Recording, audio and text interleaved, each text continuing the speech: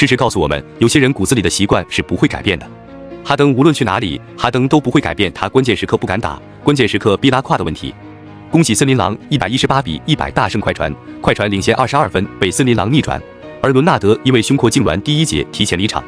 本场比赛有伦纳德在的时候，一度领先22分，但是随着伦纳德的受伤离场，比赛直转直下。第二节比赛，爱德华兹带领球队打出20-2的攻击波，并在第三节反超6分。第四节又输了12分，也就是说3节比赛输了40分。本场比赛毫无意外，我登哥又拉了。登哥又是连续4场比赛命中率都没有50%，今天全场10中4，三分6中2，罚球2中2，得到12分2篮板7助攻，并且有4次失误。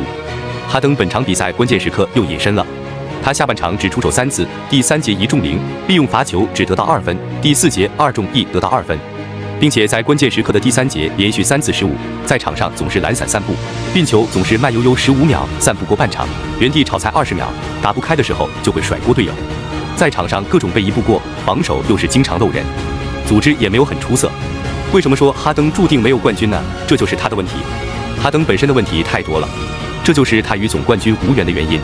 还有一点，我觉得非常纳闷，哈登每到关键时刻的比赛必隐身，就算有手感，他也不会出手。本赛季已经无数次是这样了，季后赛更是如此。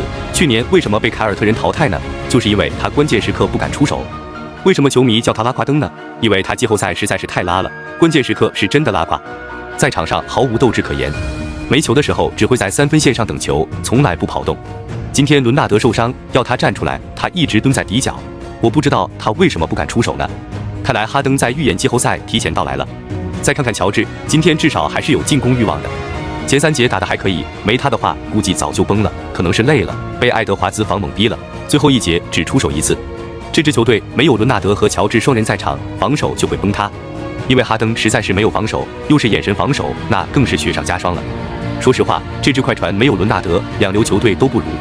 我预测本赛季的快船2轮游的水平，首轮遇到太阳、森林狼等球队，那么就是1轮游的水平。